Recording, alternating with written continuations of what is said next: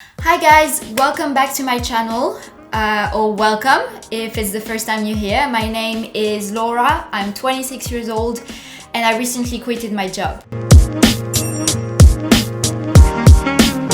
I quitted my job not because I hated my job, but because I've always dreamed about building my own company and going freelance and doing consultancy or coaching for companies around corporate culture. So since a very young age, I've always dreamed about working for big companies, and that makes sense. I mean, a lot of people have this dream, right? And that's because you learn a lot of great things, you meet a lot of great people, you get great insights, you have great titles, great salary, etc. And that's all true. But once I kind of got past the red carpet and got behind the scenes of the organizations I was working for, I realized that I might have more impact outside the organization and that working for big companies was actually not for me anymore. A lot of people ask me, okay, what do you do in life? And I've always said, well, I work for a big company, blah, blah, blah. And they're like, okay, what do you do? And I was saying that I am a culture transformation analyst. And everyone was kind of like, okay, but what does that mean? Well, working in culture change actually means building strategies and organizing initiatives, workshops, and all these strategies usually are around employee productivity. How do we improve performance? How do we boost customer satisfaction or employee satisfaction? How do we improve the well-being or diversity and inclusion, or learning and development, or innovation? And it could be a lot of different topics depending on the organization that you work for. Now that we've passed the pandemic and that we went through the great resignation or the great attrition, which I will talk more in another video, do you feel like you don't really fit into any of the big typical corporation anymore? Or maybe your career needs have changed and you find that the big shiny corporation that you previously dreamed of working for are just not part of your career landscape anymore. Or maybe you feel like you're not really happy in the working environment that you're in, or in what you're doing, or in your workplace. Or maybe you're at the beginning of your career and you're just trying to figure out which company is best to work for and just where to start. And the culture you might be working in might be good, might be toxic, and that might be a big reason why you are staying in your job or you want to leave your job. How do we renovate company's culture? How do we rehumanize the workplace? How do we give a glow up to your company's soul? In this video, we will talk about what the fuck is corporate culture and give a bit of a definition around what it is. In the second part, we will give a few examples of why it's important to have a good corporate culture. And then at the end, we'll ask a few people to understand, how the corporate culture in their organization is and what do they think about that. Let's get started. Edgar Schein, in his book Organizational Culture and Leadership, defined culture as a pattern of shared basic assumptions that the group learn and that has worked well enough to be considered valid, and therefore to be taught to new members as the way to perceive, think, or feel. In more informal terms, it's the way we do things around here. It's really about how decisions are made. It's whether you encourage your employees to be serious or playful, to be controversing or risk-averse, entrepreneurial and innovative. It's also about how employees are viewed and treated. It affects every aspect of how your organization operates and how the work gets done. I will even go further and quote Simon Sinek in his book Start With Why. Your company doesn't have a culture, it is a culture. Corporate culture is ever-changing. It evolves minute by minute, and it cannot be transferred, installed, or added. It really evolves from the culture you already have. To me, corporate culture is really defined as the following formula. Culture equals purpose plus behaviors plus values. Purpose is what gives people or organization a sense of identity or a raison d'être to guide work. It is really your why. Values are the codification of your culture. It is the heart and soul of your organization, and to me that's what separates a good culture from a bad culture. They are the core principles that set the tone and shape your culture and its activity.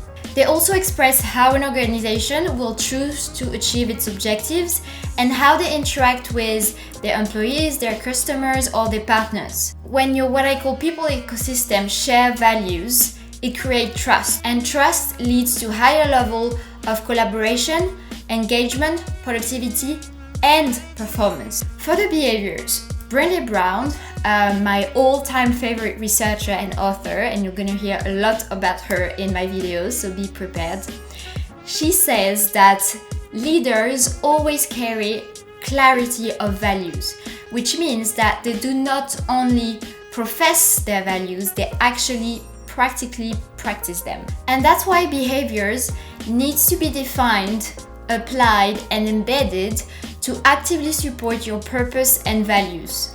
It is one thing to define a shiny purpose value statement, it is another to actually practice them on a day-to-day basis. So now we're going to talk about why it's actually important to have a good corporate culture. So a good corporate culture is actually, I think, measured by a lot of different variables, but today we're going to be talking about 3 of them. The first one is performance. So performance, again, can be defined by a lot of different values and variables, but we'll talk about market performance and productivity. In market performance, according to a study conducted by the CEO of I4CP, market performance correlates with what people consider healthy traits culture, which are things, for example, around supporting diversity, equity, and inclusion, supporting learning and development, valuing societal impact as much as financial impact, or being highly collaborative. And by the way, I'll put all the sources and references in the description below. The second one is productivity. So according to a study conducted approximately 100 years ago, which is called the Hawthorne effect, the aim of that study was to analyze whether lightning had an impact on employee productivity. So they did a test and they actually put one day one group of people with better lighting in one room, and the next day they just put another group with unchanged lighting, and they realized that the group with better lighting was actually more productive. But then a few years later, around 1950s, another group of researchers got really interested into that study, and they actually concluded that employee productivity increased not because of the lighting in the room, but because workers just felt for the first time that people were caring about their working environment and about the workers themselves. So it actually shows that by just changing a few things in your working environment that is, part of your culture as an organization will boost employee productivity. The second reason why it's important to have a good corporate culture is because improving your culture is going to increase your company value. What's going on inside the organization is going to be reflected on the outside. The purpose of your organization shapes the organizational culture and the employee experience. The employee experience is then going to dictate how employees feel about working for this organization and how they're going to talk about it to people around them, so their colleagues, their friends, their acquaintances on social media, and therefore this is going to impact the company reputation. This will have a direct effect on customers and investors, so all the external audience, and therefore this is going to impact the company's brand. And this is what we call the new corporate currency. You need all those 3 elements to be working together, so purpose, culture, and brand, to make sure that your company has real value. Otherwise, your organization currency is going to be devalued really quickly, and it's going to take, it can take years to actually rebuild and gain that value again. According to a study from Columbia University, they interrogated 1,300 major firm executives, and 92% of them said that improving their company culture would increase their company value. It's one thing to say that, it might increase it. It's another one to actually make it happen. The third reason why it's important to have a really good company culture, it's because it's going to cost you a lot of money to have a bad one, or worse, your entire company. According to a study from Gallup in 2020, so really recent, the cost of poor management and lost productivity in not engaged employees or actively disengaged one approaches $7 trillion, which is the equivalent of 9 to 10% of the world GDP. It's huge. Again, from that study, replacing existing workers is going to cost you from half to twice the annual salary per employee. So for example, assuming that you're paying one employee $50,000 per year and you need to replace that worker, it's going to cost you between $25,000 to $100,000. And this philosophy is actually backed up by a lot of research. 90% of the 1955 Fortune 500 company listed in 1955 are actually nowhere to be found on that list today. Originally, we were saying at the time that life expectancy of those companies were around 75 years. It has now plummeted to 15 years.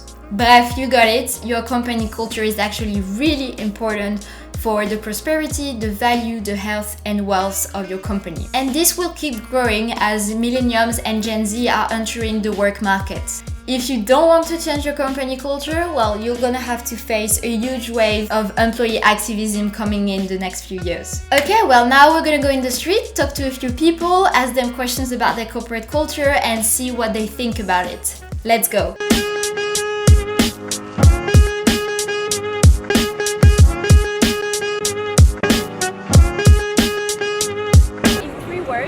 How would you describe the culture of the company you work for?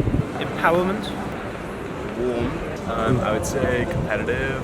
I don't know, kind. Effective. I would say like inclusive, small-minded and small of the staff. Transparency. Fun. Passionate. Busy, stressful, chaotic. Fast-paced. Fast-paced. Work hard. Chill. A little bit rigid. Family. Care industry. Impactful. Impact-oriented. Openness. Do you know the phrase culture eats strategy for breakfast?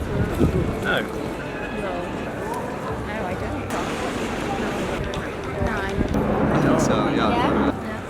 It's from an American consultant called Peter Drucker, and he basically means that although you might have like a really great, impactful strategy, culture is actually better for the success of a company. What do you think about that? Oh, that's absolutely right. Definitely agree. Yeah, I would say that was true. Yeah, I agree because I think that the work that we put in the stuff that we do, I mean, we spend most of our lives in our jobs, so it has to mean something to us. And most of the time it doesn't really mean nothing. And most of our friends are the people that we work with. Sometimes we don't really get along because the culture of the company doesn't promote that. Every company that I work for that's had like a really nice culture always do so much better, like in sales, feedback, service as well. I think culture is what drives human behaviour and drives incentives, and I think that's what people respond to.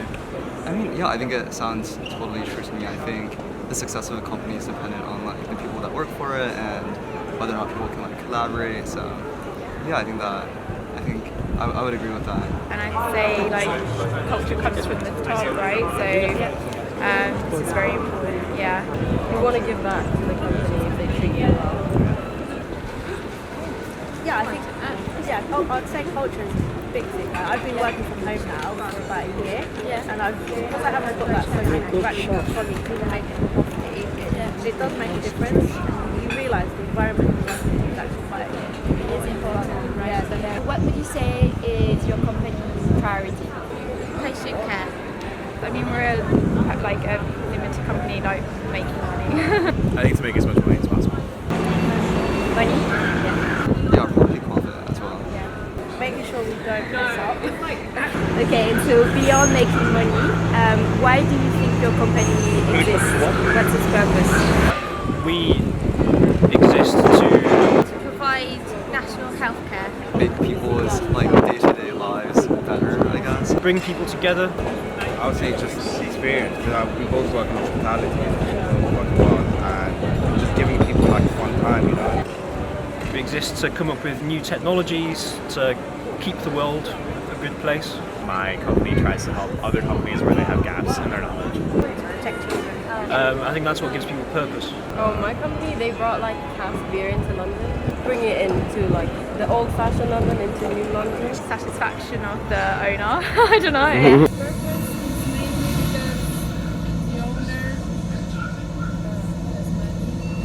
Okay guys, now we're back. I don't know what you thought, but that was really interesting to have different opinions and views on company culture and what it means for them. In my next videos, we'll talk more about how we can actually improve the culture of organization, get into the details, talk about a lot of different topics. So if you enjoy that and if you're interested to learn more about that, please subscribe to my video, like, comment, share, however you want to create engagement so that I can continue making videos and create great content. Well, thank you so much and hopefully see you soon. Bye!